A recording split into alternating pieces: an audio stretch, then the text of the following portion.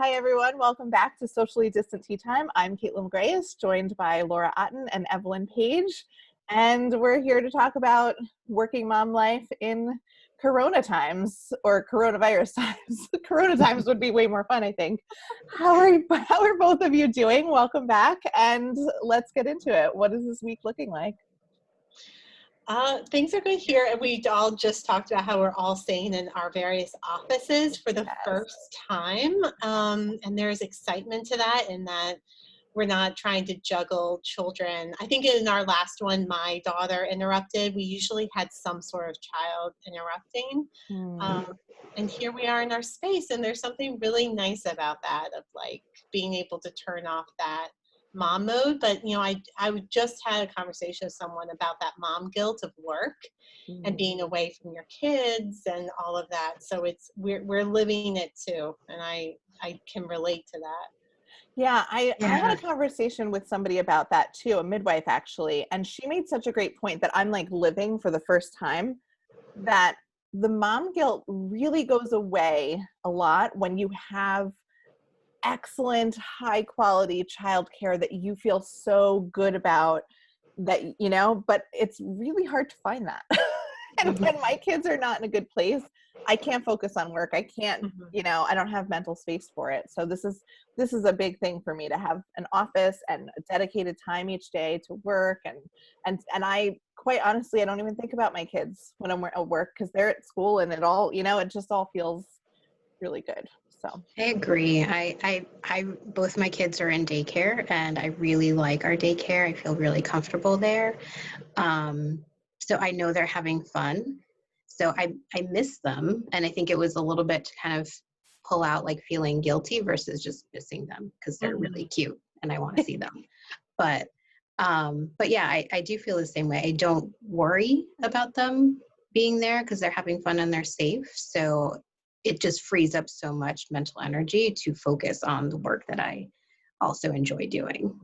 Oh, I love that about teasing out the missing versus the guilt. And I like that, because it's normal to miss. It's okay to miss. It's okay not to, and to want the break. And I definitely feel that. I know Kaitlin also does, to want that time and not have to feel guilty about that. But that it's also okay. Like whenever a mom is returning to work after maternity leave, and now we're seeing it more. I know we talked about this during the height of the pandemic, when if people were lucky enough to keep their jobs, working from home, having more involvement from the partner and the father, returning back is hard. It just is hard.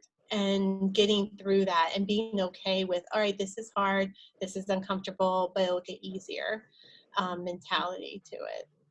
An idea like I can do hard things. There's a book for little kids that's called that, I Can Do Hard Things, which I've read to my kids, and I've read to some of my clients when I was working with kids. And it just, it kind of just builds up that muscle that I can do this. It's hard, but I can do it. I absolutely, like, just even sitting in this office right now, and a few different things that are happening in my life, I'm feeling this strange sense of like the pandemic helped me grow a lot emotionally, which sucked and was super painful and was really hard, but I feel like I've never cared for myself in this way. I've never given myself time to work. I've never, gotten my kids in a situation where I could fully do it. I've never prioritized my own professional goals, in a way that balances their needs and my needs. And it's really cool to be in this place. And I know 100% I wouldn't be here if it hadn't been for the pandemic and the challenges that presented. But we're certainly not through the woods. I don't want to talk about the pandemic like in a past tense, because it's very much not a past tense. We're heading into this winter, which I think there's a sense of winter is coming, was the title of our last episode. Like there is this sense of what will things look like this winter.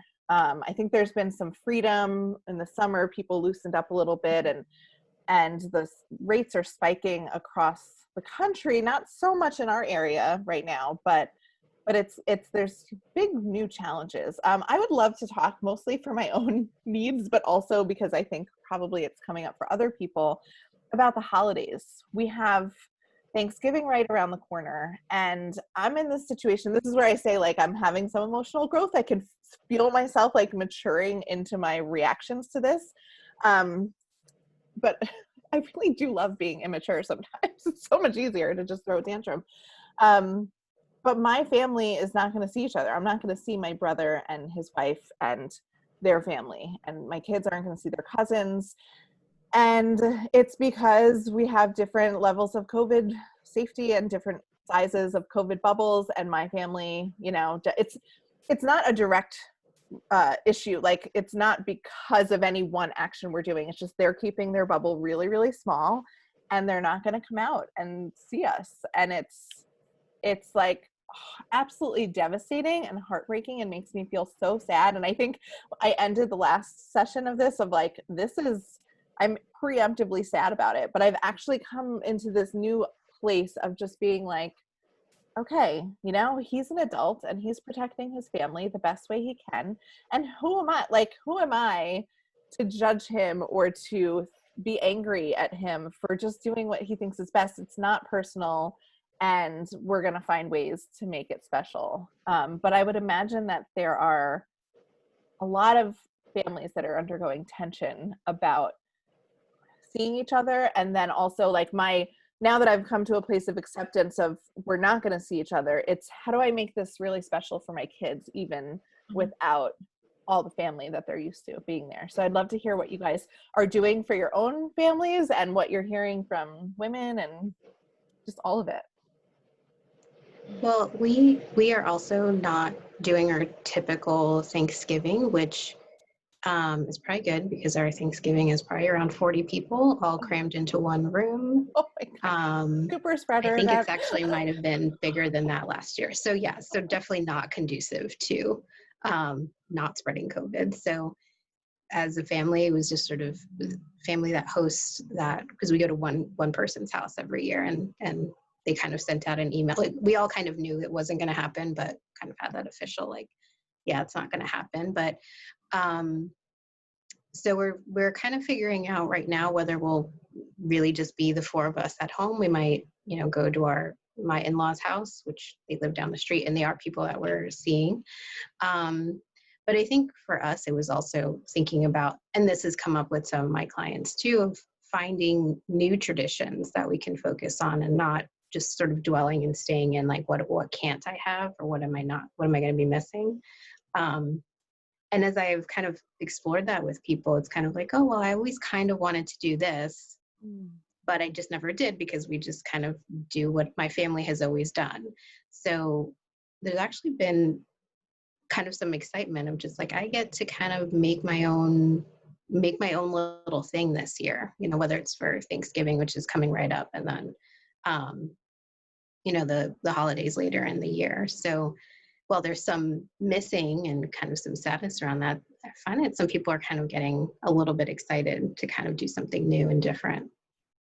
I love that, because last year I was talking to people about how it's okay to do your own traditions, and that now that you have kids, you know, you have this family, kind of picking, yes, obviously there is something about passing down traditions and honoring your family that way, but then it's also okay to say no and do your own thing. And that's exactly what, Evelyn, you're talking about. This year has given us the freedom to maybe do some of those things. And those of us with the younger kids, it really is a do whatever you want, and they're along for the ride. With your older kids, if they are expecting something that they won't get, you know, there is that space to be upset or angry or sad about it. And then there's exactly what Evelyn said of what do you want to do? Like and there's tons of resources out there of ideas, whether it's crafts or baking or hiking. Or my family, we used to hike every New Year's Day. We would get up at 5 a.m. and go hiking. I know. Why? Why would you start your year at 5 a.m.? Why would you do that? As a kid, I loved it. And so you can create these new things that fit for your family. And Kaitlin, what you were saying of like your brother being on one side and you being on the other, I've spoken to like both of you, both versions of you. And on your brother's side, it's talking with your partner about what feels good for your family, and that it's okay to say, not this year, and I'm sorry and I'm sad about it, but not this year. And then whatever Kaitlin's reaction is to that is Kaitlin's stuff to deal with. And then for on Caitlin's side, it is, well, of course you're sad and upset that you won't see your brother and his family and the cousins won't be together. Like, of course you're upset about it. It means that you love them and they're valuable to you. And this is just a really hard part of this time. I feel that personally because my sister and her family are in Washington State, and I can cry thinking about when I'll see them again and how long it will be. It's very upsetting to me. It's upsetting to her too. My parents are in Virginia and had to cancel their trip because Virginia was added to the list, and all of that's been really hard for us. And so I've cried about it. I vented to my husband about it. And then it's like, okay, like, and now what do we do? Right. But I think sometimes we're quick to go to I should just be okay with this. I'm grateful, silver lining, it's okay. And no, there needs to be that space to be upset by it too. Totally. I think that's awesome. I think part of, for me, like, and this was all internal. I wasn't having any reactions to him. We hadn't actually even talked about it. I could just feel it coming. I could sense, I knew where their head was, and like that they were starting to limit again because school was back on and they're worried about, school shutting down or sending their kid to spread it at school. But like I heard my own patterns of like, and in my head, I started to realize like, oh, I'm just trying to control other people. Like, and it's wasting all this space in my own head. Like, do you know what I mean? Like I'm making choices for myself, and why wouldn't I allow another adult the space to make choices and boundaries for their own family? And once that clicked, I had that sense of like, oh, I can just be sad about it. And so I ended up actually texting him without us having a discussion about Thanksgiving. I just like texted him out of the blue, like, hey, I really miss you and I can't wait to see you. And I'm super patient. Whatever it happens, it happens. I just want you to know I love you. And it was like this release for me. And it was great. We ended up like talking on the phone for an hour the other day. And it just, there's going to be a new way for the relationships to move forward. And at the end of the day, one of the things that helps me to get through this very sad and like weird time is to remember it's going to be temporary. It reminds me a lot actually of immediate postpartum, like the 6 weeks postpartum. I remember sitting there with all three of them, but specifically with the first one and just being like, oh, this is the rest of my life. It's going to be like that. Like I didn't have any context of like, no, things will kind of, it's a new normal, but you'll like figure out, and the baby won't always have to eat every 10 minutes, but when I was deep in it, I thought it was forever. And it helps to remind myself it's this year, there's a good chance, and maybe it'll be next year too, but it's not going to be forever. This is temporary. And I think that phrase, like this too shall pass, we can do hard things. I can go a few holidays without my family. It's not the end of the world.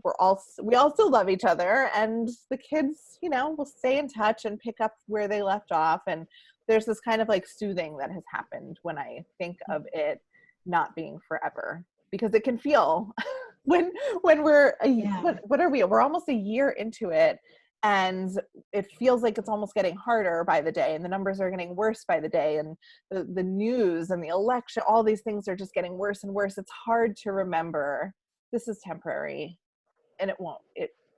Right, guys? It won't be a forever. Can somebody confirm for me? Please reassure me. Yeah, winter is so long. I think winter is just hard for parents. I mean, it could be hard for everyone because it just can be depressing, but when you have little ones, wintertime has always been harder for me. And February, March is the longest month. It really goes on forever. Yeah. And so it is, spring comes again. It won't be as bad, practicing like the coziness that winter can be. And the lovely, we break out the hot chocolate and the marshmallows and movies and the fire and all of these things to try to cozy it up. And I drink copious amounts of tea in the wintertime, and then I don't over the summer at all. So it's just like, okay, what do I need to stay healthy? the best way possible. And for my partner too. And how do we have open communication about like, you need more right now. Like you don't seem to be doing well, or I'm not feeling well. I need to change something here. I need that time, or I need that space, or whatever it might be. Same thing with the election coming up. Like, first of all, huge plug, like you have to vote. Like, Yes. vote, everyone. Please vote. Please vote. Parenting is political. It influences your family and your kids and your rights. So vote, but then also take care of yourself, no matter what the outcome is or what you want or whatever happens, to be mindful of taking care of yourself and taking a break from it when you need to take a break from it too. Yeah. I basically like don't pay attention to any of it until a Trump parade came through my town, and the honk, like through my town, like down the block from me, because I down the block from Hempstead Turnpike, and all the honking. I was like, okay, so today I can't. But you know what? I went inside and I closed the windows and I hung out with my kids, and we just, because on either side, honestly, like it doesn't matter which political side you're on, the shouting from both sides and the divisiveness in our country it's really alarming to me, and it alarms me a little bit, just like how, like our humanness and our my neighbors were at that parade, and like, I don't know, I'd rather just see them as my neighbors, you know what I mean? And not like the other side or this side, you know? It's like, I just feel, I'm hoping that however the election goes and whatever the future looks like, that we can kind of have this sense of humanness again. I'm not really putting it into words, but it reminds me of like the mom, or the quote unquote mom wars, like manufactured mom wars, like,